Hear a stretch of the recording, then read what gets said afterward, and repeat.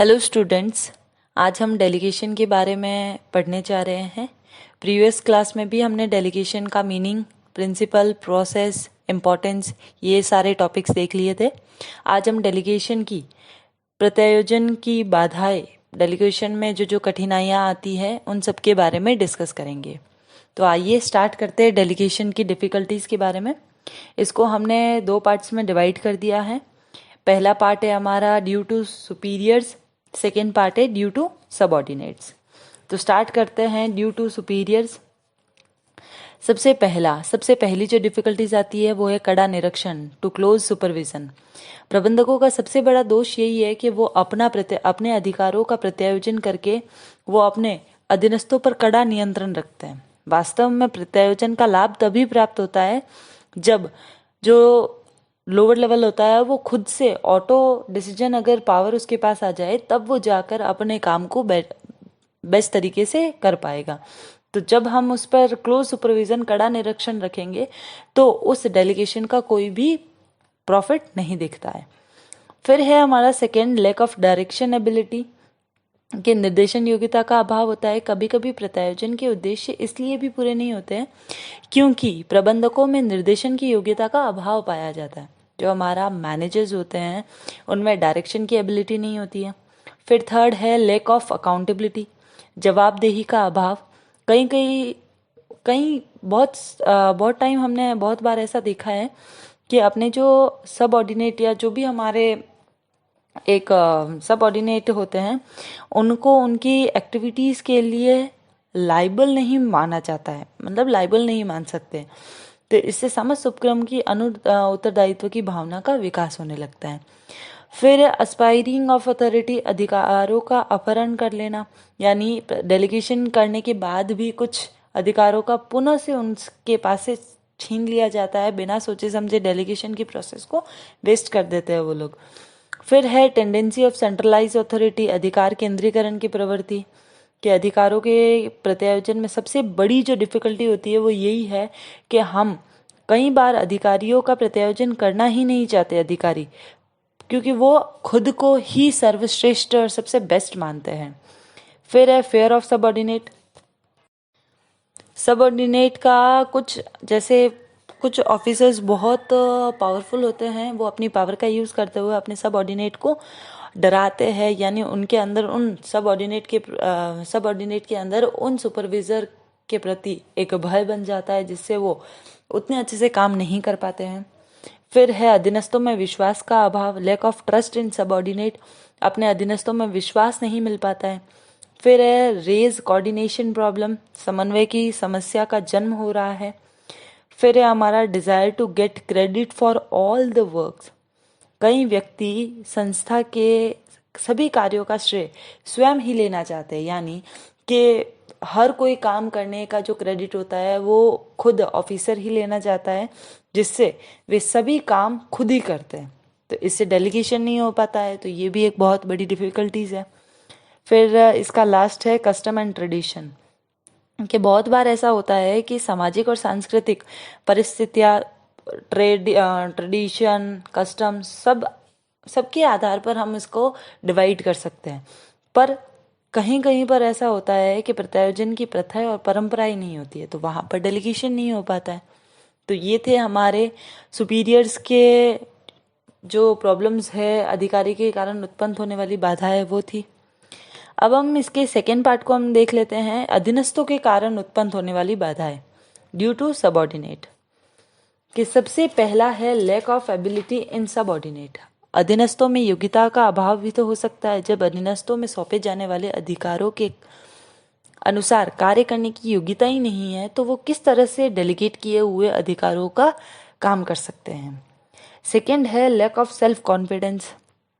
कभी कभी ये भी होता है कि जो एक सबऑर्डिनेट होता है वो कितना भी एफिशिएंट क्यों ना हो, उसमें बहुत सारी एबिलिटी है, वो कैपेसिटी के साथ काम भी कर सकता है, पर एक जो सेल्फ कॉन्फिडेंस होता है वो उसमें बहुत कम होता है, जिसकी वजह से वो उचित काम नहीं कर पाता है। फिर है इनएडिक्वेट इंसेंटिव्स, अधीनस्थ प्रेरणाओं के साथ ही कार्य करते हैं। प्रेरणाओं के अभाव में डेलीगेटेड जो भी उनके अथॉरिटी है, जो भी पावर्स हैं, वो सब डाउटफुल में ही रहती है हमेशा। फिर है इनएडिक्वेट कम्युनिकेशन। इसमें दे रखा है कि कोई भी अधीनस्थ अधिकारों को स्वीकार नहीं करते हैं, मतलब क्योंकि संचार व्यवस्था के अभाव में कुशलतापूर्वक कार्य नहीं कर सकते, कि अगर सबऑर्डिनेट को कुछ भी प्रॉब्लम है, कुछ भी दिक्कत है, तो कम्युनिकेट करके अपने सुपीरियर्स को कह सकते हैं, अपने ऑफिसर्स को कह सकते हैं। फिर है फेयर ऑफ डिसरेपुटेशन। अपमान का भय रहता है कि कई बार अधीनस्थ अपने अपमान के भय के कारण भी प्रत्यायोजन का स्वीकार नहीं करते। उन्हें ये डर रहता है कि कहीं ना कहीं उनके और अधिकारी के बीच में जो अधिकार है, या फिर उनके अधिकारी के बीच में ही अधिकार छीन न ले अधिकारी। उनको ऐसा डर लगता है कि अगर हम मुझको अगर डेलीगेशन हो जाता है अथॉरिटी का, तो उसके बाद अगर मुझसे उस अधिकारी ने वापस वो डेलीगेशन ले लिया, वो प्रत्यायोजन ले लिया, तो मेरा अपमान हो जाता है। तो इस तरह से सबऑर्डिनेट की तरफ से भी कुछ बाधाएं आ सकती है और सुपीरियर्स की तरफ से भी कुछ बाधाएं आ सकती है। अब आगे हम इसके डेलीगेशन के कुछ लिमिटेशन दे रखी है, वो देख लेते हैं। प्रत्यायोजन की सीमाएं। साइज ऑफ ऑर्गेनाइजेशन, संगठन का आकार, यानी प्रत्यायोजित अधिकारों की मात्रा संगठन के आकार पर भी निर्भर करती है।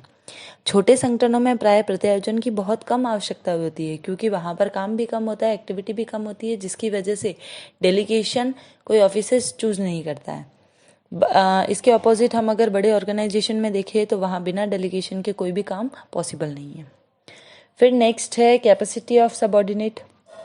कुछ अधिकारियों जो अधीनस्थ होते हैं उनकी क्षमता पर भी डिपेंड करता है। प्रत्यायोजन उसी सीमा तक संभव है जिस सीमा तक अधीनस्थ के प्रत्यायोजित अधिकारों का निर्वाह करने की क्षमता है। उनकी क्षमताओं से अधिक अधिकारों का प्रत्यायोजन नहीं किया जा सकेगा।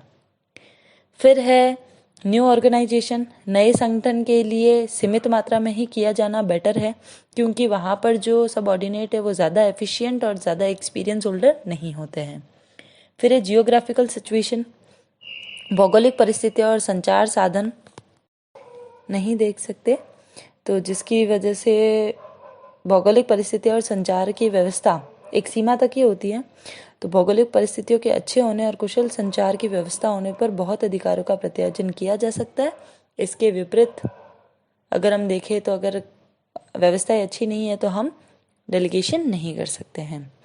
फिर इसके जैसे दे रखा है कि निर्धारित सीमाओं में प्रत्यायोजन करना, कि एक संगठन के निर्माण के समय ही संस्था की पुस्तिकाओं में प्रत्यायोजन की सीमाओं का उल्लेख कर दिया जाता है कि उन अधिकारियों की सीमा में रह कर ही आपको काम करना है। ये थे हमारे लिमिटेशन डेलीगेशन की कुछ। अब हम आगे देख लेते हैं कि guideline essentials for effective delegation, प्रभावी प्रत्यायोजन हेतु मार्गदर्शक आवश्यक बातें कौन कौन सी है। तो स्टार्ट करते हैं। Defining the function, defining the results, प्रत्यायोजन का स्पष्टीकरण कर लेना है, अधीनस्थों को पहचानना है, जो भी एक्सपेक्टेड रिजल्ट है उनको डिसाइड करना है हमको। फिर है balance of authority with responsibility, फिर absolute of responsibility, defining the limit of authority, फिर प्रिपेयर करना है, असाइन करना है, कन्फर्म अंडरस्टैंडिंग करनी है, फिर कन्फर्म कमिटमेंट करना है, इफेक्टिव कम्युनिकेशन होना चाहिए, ट्रेनिंग एंड डेवलपमेंट होना चाहिए, फ्रीडम मिलनी चाहिए, इफेक्टिव कंट्रोल होना चाहिए। अब हम देखते हैं कि ट्रेनिंग और डेवलपमेंट का क्या रोल है। तो कि ट्रेनिंग और डेवलपमेंट प्रबंधकों और अधीनस्थों दोनों के लिए योग्य और सक्षम होना बहुत आवश्यक है। इन दोनों के प्रशिक्षण और विकास के समुचित प्रयास किए जाने चाहिए। हम यहाँ पर गाइडलाइन पढ़ रहे हैं कि डेलीगेशन करते हैं तो हमको क्या क्या ध्यान रखना है, तो इससे रिलेट हम कर सकते हैं इसको। फिर है कम्युनिकेशन सिस्टम अच्छा होना चाहिए, हमारे कुछ स्टैंडर्ड्स हैं उनको हमको डिसाइड कर देना है। अधिकारों की सूचना एक सबऑर्डिनेट को और ऑफिसर्स को मिलनी चाहिए। फिर है मोटिवेट करना है। फिर है कि अगर हमने कोई एरर क्रिएट कर दी है तो उसके लिए, अगर किसी सबऑर्डिनेट ने कुछ एरर क्रिएट कर दी है तो उसके लिए जिसने डेलीगेट किया है उनको अथॉरिटी को, तो उन अधिकारियों को उन सबऑर्डिनेट के प्रति कुछ त्रुटि कर दी है तो उनके प्रति क्षमा भावना होनी चाहिए। तो इस तरह से हम कह सकते हैं कि हमारे कुछ गाइडलाइंस हैं। गाइडलाइंस में हम जैसे अधीनस्थों को पहचानना भी हमारी एक गाइडलाइन है कि हमको उसी पर्सन को हमको देना है, डेलीगेशन करना है कि जो उसकी कैपेबिलिटी हो, कैपेसिटी हो, उसके पास इतना टाइम हो और वो चीज़ों को अंडरस्टैंड कर सकें, उनके पास उनके सॉल्यूशंस हो। तो ऐसे लोगों को ही हमको क्या देना है, डेलीगेशन करने अपने अथॉरिटी को। इस तरह से हमने गाइडलाइन देख ली है। आज की क्लास हम यहीं ख़त्म करते हैं। Thank you.